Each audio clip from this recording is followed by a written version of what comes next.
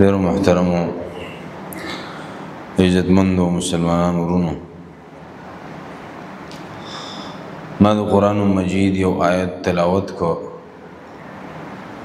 چې په دې آیت کې الله مسلمانانو ته د یووالي او د اتفاق او د اتحاد درس ورکړی دی. الله واعتصموا بحبل الله جميعا ولا تفرقوا،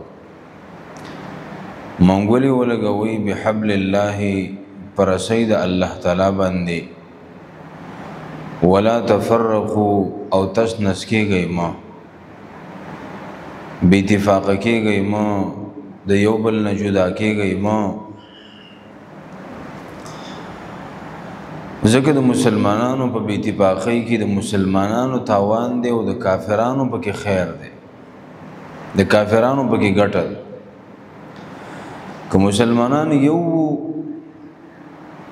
کافران به ذلیلي کمزوري وي، مغلوب وي او په یره کې وي، او که مسلمانان بې اتفاق او د یو بل سره مشتو ګریوانو، نو د دې پیدا به مسلمانانو ته نه وي، بلکې پیدا به نور قوتونو ته وي، شیطانی قوتونو ته به پیدا وي. او د اسلام تاریخ چې راواخلئ، یو کس کتاب لیکلی دی یهودي پروتوکول، نو په هغه یهودي پروتوکولز کې دیو یو غټه خبردار ټینګه کړې ده چې تاسو نو مسلمانان چرته په اتفاق نشي. که مسلمانان کلم په اتفاق شوي دي نو به یې موږ اشاره کړي، خیر هم نشته. خو که مسلمانان په خپل منځ کې بې اتفاق وو نو موږ به پې حکومتونه کوو. او دا فرعوني سیاست دی، فرعوني فلسفه ده.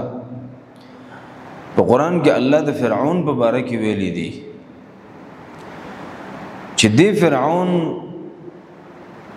دا داسې خطرناک سړی و چې د بني اسرائیل تس نس کړي و، او د یو بل سره په جنګونو کې اخته کړي و،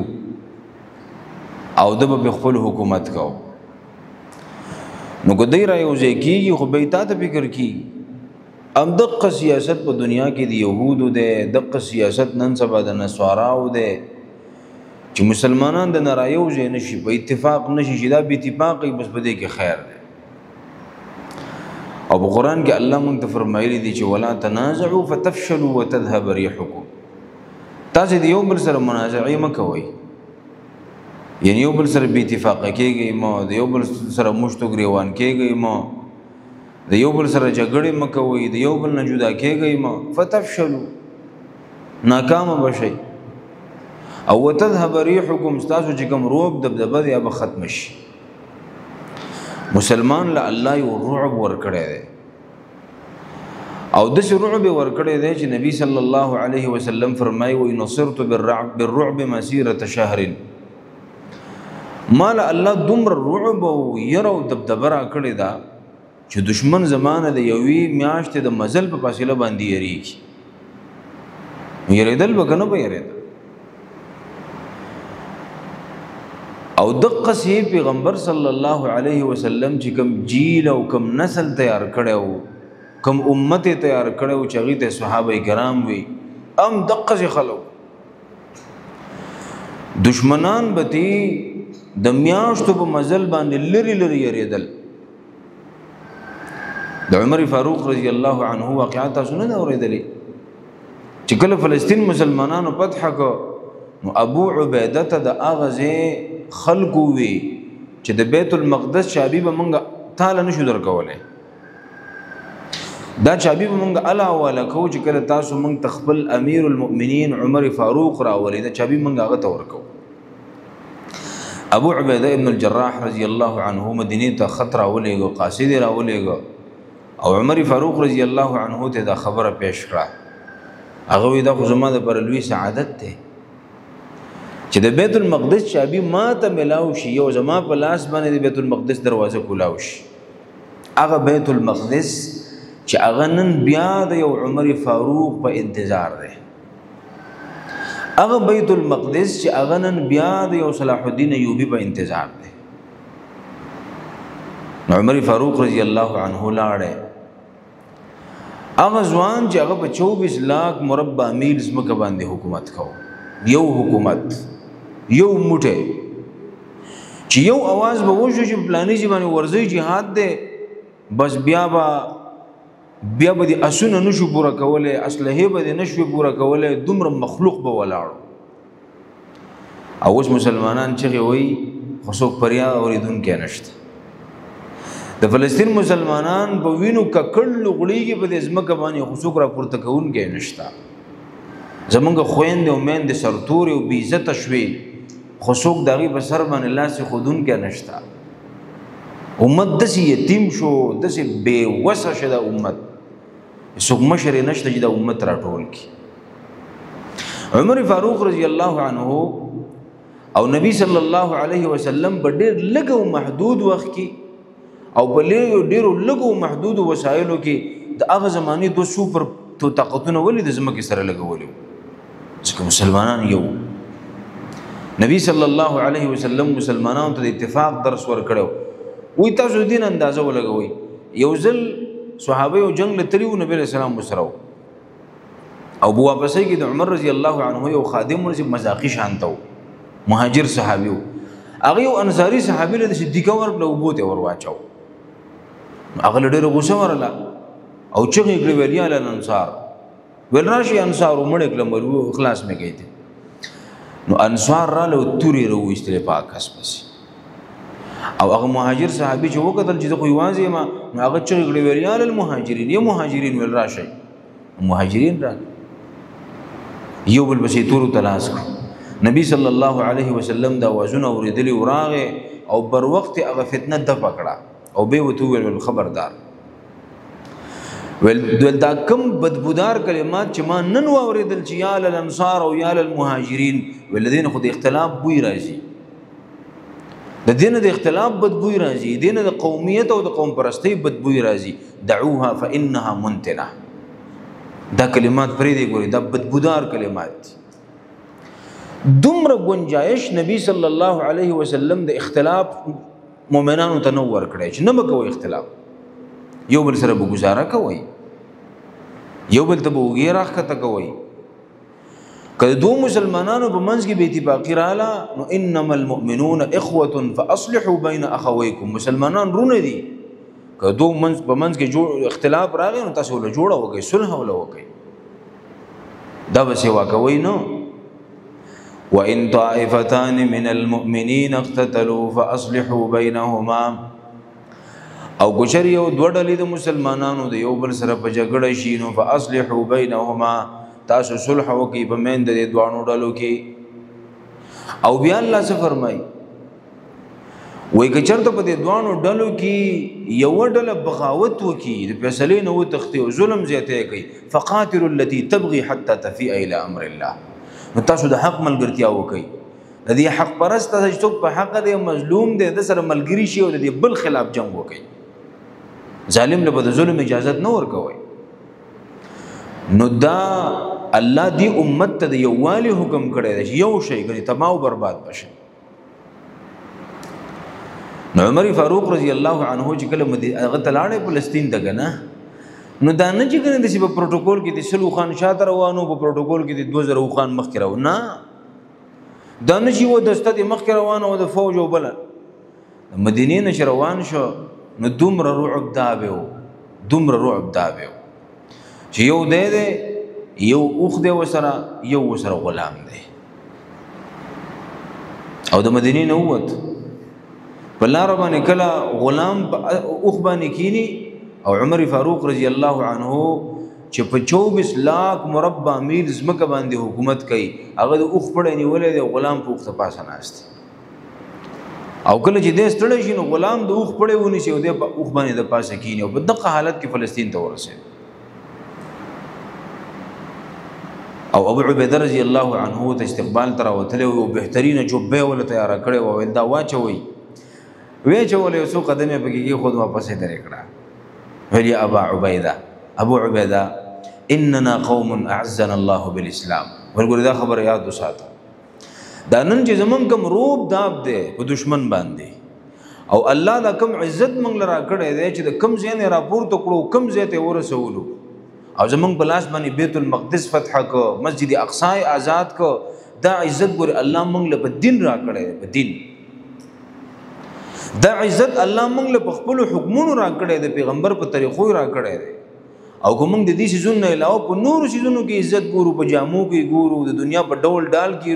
اذلنا الله، الله به واپس ذلیل کی، هغه زوړ حالت ته به واپس الله بوزي. او چې کله استقبال وشو نو عمر فاروق رضی الله عنه دی ونه لاندې ودشه تور ځوړند کړو ودش. یو پادری پاتې شو د ملاقات نه، و چې کله راغې وای خلکو ته وی چې عمر فاروق خلکو وینا کسته کم چوده دی، الک ول ټوک را سم کوي، ولم دقه سړی دی، موږ دغه سړی استقبال کړي. نشوونه غوي په دې تشو د لاس کې خو د ودرې ده، ایو تاریخي جمله ویله، او هغه تاریخي جمله تر اوسه پر په تاریخ کې محفوظ ده چې عدلت فنمت. دا ته چې د خوري ترنې ودی کنه او س ټینشن دی نشته د چې څوک به مړ کی او څوک به په تور او څوک به په مړی باندې غل نه، دا ولی دا ځکه چې تا په دنیا کې عدل کړی دی، دنیا کې د انصاف کړی دی، ظلم دې چا سره نه دی کړی، هر چاله دا حق ور کړی. دا ځکه د چې په خلار باندې ودی د ونه لاندې او تور دې ځوړند کړی د خوبونه کې، کته د عدل نه کړی تا به زمانه سترګې نه پټې کړی، خو عادل سړی چې د نبی صلی الله علیه وسلم امتی دنه به دشمن یریږي. وره د موږ نه جنن نه هندونه یریږي او يهوديان نه یریږي، د بنیادی وجه دا ده زموږ ایمان کمزور دی، موږ به اتفاق یو که مسلمانان را یو شو د الله په ذات د قسم کوم چې یو مې شمو ته د کفر قوتونه نشي ټینګي دي. په دې ملکونو کې په دې عالم اسلام کې داسې پنجور زمریشته چې سترګې به د دشمنانو نه وباسي. په دې عالم اسلام کې داسې ودو د مزمریشته دی که دا دې ور پرې ښودل که نه نو ته به د یهودیانو حال به ووینې. خو لاره غواړي، سپورټ غواړي، اسلحې غواړي، تی ور پرېږده چې پته ولګي. دا امت داسې غرق امت نه دی، بل خبره ده چې حکمرانان نه باندې غلامان مسلط دي، خو عام خلک دومره بې غیرته نه دي. تاسو وګورئ که نه یوازې مسلمانان نه، کافران په یو لوی تعداد کې او د هغې سره سره مسلمانان په یو لوی تعداد کې، او زه دا د فخر په طور باندې وایم چې الحمدلله د پاکستان هم په دې کې نمایندګي شته دی، او په هغې کې یو نمایه شخصیت هغه سینیټر مشتاق احمد خان دی. یوه غټه قافله د غزې د مسلمانانو د مرستې او د مدد دپاره، هغې چونکې د وچې لارې بندې دي، دا بارډر زما دی او دا ستا دی او په دې به راځي او په دې به نه راځي، هر چا ځان له بارډر لګولی دی. نو هغې غریبانان د دریاب او د اوبو د لارو روان دي، یوه غټه قافله روانه ده، په لسګونو کښتۍ دي، جهازونه دي، او په هغې کې خوراکي مواد دي، پاکی د غزې د مسلمانانو د لپاره قسمه قسم سیزونه دي. او دې خلکو دا داسې یو سفر دی چې دا ډېر ګران سفر دی. د مشتاق احمد خان صاحب ټیم په ټیم د خبرې زه اورم، نو پرون دا خبره کوله چې د شپې را باندې په دریاب کې داسې حالت راغی په دې اوبو کې چې کښتۍ هم ګیرې شوې، بس نه مخکې تلې او نه شاته تلې، بالکل مرګ راته مخې ته و. چې قرآن کې الله ذکر کړی دی چې وَإِذَا غَشِيَهُم مَّوْجٌ كَالظُّلَلِ دَعَوُا اللَّهَ مُخْلِصِينَ لَهُ الدِّينَ. هر طرف ته اوبه دي، د آبادۍ پته نه لګي، امید د سړي ختم شي، دقسې حالت را باندې وی راغی، بالکل د ژوند نه امید شو. خو چونکې د غزې د مسلمانانو د مدد دپاره موږ راوتلي وو، الله یو غیبي مدد راولېږو، هر څه ختم شو، فضا راته صفا شوه او پس مزل شروع. نو یو زبردست قافله روانه ده. د دې مطلب دا دی چې په دې امت کې اوس هم روح شته. ګورئ په دې امت کې اوس هم غیرت شته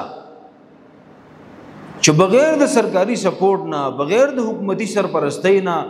په خپله باندې یو عظیمه قافله روانه ده. موږ د غزې د مسلمانانو مدد کوو، د محاصره ماتو. الله دې دغه مسلمانانو حفاظت وکړي. او الله دې دیو په دې معمولی کوشش کې دی الله خیر او برکت واچي او دا کوشش دی الله د دې امت د بیداری ذریعہ جوړه کی چې په دې حکمرانانو کې غیرت راشي چې دا عام خلک دی روان دي او موږ سره ټینګونه دي موږ سره جازونه دي موږ سره توپونه دي موږ سره ټمبمي دي او موږ قلاري پراتی خوبونه کوو الله دې دې امت د دې مړ ضمیر او د دې د ضمیر در بیداری ذریعہ دی الله تعالی وګرځي بهرحال اسی بل تر د شوګورینو یو ډېر خوش عین خبره ده چې د پاکستان او د سعودي عرب د یو بل سره دفاعي معاهده شوې ده او په دې باندې د امت ډېر زیات خوشاله دي مسلمانان ډېر خوشاله دي او خفه به څوک دي چې خفه دي نو کافران به خفه دي ته دین اندازه ولګو چې خفه دي نو کافران به خفه دي هندوان به خفه دي چې دی ټي وي د چینل ته وګوري کنه دغه نه دي د انکران او د صحافیین د قوسې د لاسه کې ناشته نشي کله یو ګوټ لږ یو کله بل ګوټ لږ کله یو ګوټ لږ یو کله بل ګوټ لږ د شي خپت دا خو د دوه ملکونو اتحاد دی کله دی پاکستان الله په اخر زمانہ کې دا کاروالي کنه چې دا ټول اسلامي ملکونه راجمع کی او یو اتحاد د کافرانو خلاف جوړ کړي څنګه چې نیټو اتحاد دی بل څومره مزه خېټه به د يهوديانو خراب شي خېټه به د هندوانو د عیسایانو خراب شي ګدا اتحاد او اتفاق د پاکستان د حکومت جوړ او کولای شي د پاکستان د حکومت سره په عالم اسلام کې دا چانس شته چې د امت را یوځي ځکه د مسلمانانو په ملکونو کې الحمدلله د طاقت د یو ملک سره نشته کوم طاقت چې الله پاکستان لور کړی او دا مونږ ځان ته غریو چې د ملک مونږ آباد کړه مونږ ته ګورو سرونه تم ګوره دا د هغه خلکو د وینو برکت ته چا چې د ملک په ازادۍ کې خپل وینې توی کړې دا د هغه علماو د شهادتونو برکت ده کوم علماو چې د ملک په ازادۍ کې خپل شهادتونو سرونه قربان کړي دا د هغه پاک وینو برکت ده چې پاکستان د طاقت په لحاظ سره نن په دې ځای باندې ولاړ دی چې دا یو اټمي طاقت ده اسلحې دی وسره فوج دی وسره ابل خبره ده چې د الله نظام تر اوسه پورې حاکم نه دی زمون کمزوري ده چې موږ مطالبه نه کوو